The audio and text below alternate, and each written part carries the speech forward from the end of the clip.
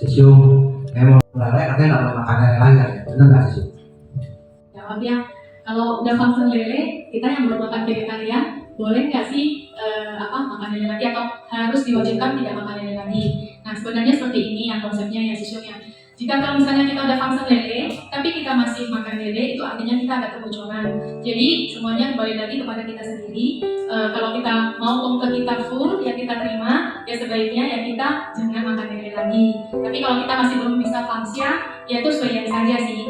Nah ini kita akan carikan buntanya ya siswanya. Ini di sini tidak ada hal yang seperti ini. Penelepon menjawab. Jadi kita boleh makan ikan yang sudah mati. Maksudnya kita melepaskan ikannya, tapi kita makan ikan yang sudah matinya, bukan yang masih hidup. Master menjawab. Tetapi itu ada kebocorannya. Jadi ketika kita sudah melakukan pelepasan ikan itu sangat berjasa, memberikan kebajikan yang besar, maka itu akan memberikan kamu 100% kebajikan. Namun jika Anda masih makan ikan ini sampai sekarang, efek positif dari melepaskan makhluk hidup akan berkurang menjadi 80%, bahkan 70%. Begitulah prinsipnya. Tidak selalu berarti tidak boleh makan. Maksudnya, misalnya jika Anda telah memeluk agama Buddha, banyak orang mengatakan bahwa Anda pasti harus bervegetarian.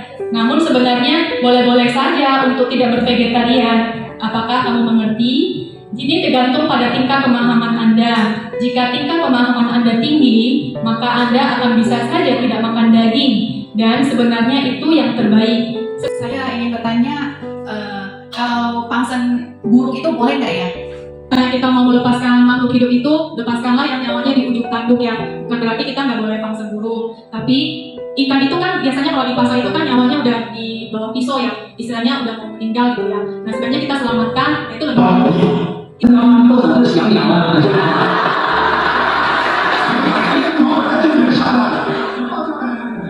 是被人家把它杀了，然后很轻易就卖了，你听得懂吗？说什么没办法，没办法，不过。 Dari master menyebutkan bahwasanya ya kita sebaiknya melepaskan makhluk hidup itu yang nyawanya di ujung tanduk ya. Kita melihat ada burung yang ternyata mau dijadikan santapan di rumah makan, ya kita boleh beli untuk dilepaskan. Saya beli ikan di pasar. Kemudian ikan yang saya beli itu ada beberapa ekor yang mati dalam perjalanan waktu menuju ke arah daerah Kangsen. Apa yang harus saya lakukan gitu ya sesiuman. Lepas ikan, kita udah beli ikan, kita kan nggak tahu nih kondisi di perjalanan seberapa jauh, tahu-taunya ada ikan yang mati di perjalanan. Nah, apa yang kita harus lakukan gitu ya? Nah, memang kita tidak bisa memastikan bahwasanya ikan itu akan selamanya hidup dari perjalanan dari kita beli sampai ke tempat pelepasan, tapi itu lebih baik daripada ikan tersebut itu mati di bawah pisau. Berikut itu kondisinya yang kita perbanyak kaca wang senco buat mereka, jadi mereka bisa tersegarkan dengan baik seperti itu. Jumlah hewan itu kan juga banyak ya, sama seperti manusia. Kita tidak bisa gimana ya? Setiap pasar kan ada hewan-hewan yang akan dipotong dan akan dijadikan santapan manusia. Apakah dengan jumlah kita yang ada di sini itu kan juga terbatas, bukan semua orang tidak mengenal yang namanya ada yang makan vegetarian, ada yang tidak. Kalau yang vegetarian itu kan jumlahnya lebih banyak daripada yang vegetarian. Masalahnya yang kita makan dari seluruh dari Indonesia itu ikan sebanyak mungkin, kuah-kuah sebanyak mungkin zaman.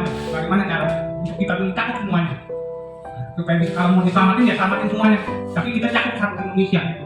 Kalau mau, jadi jangan cuma yang pasaran aja gitu.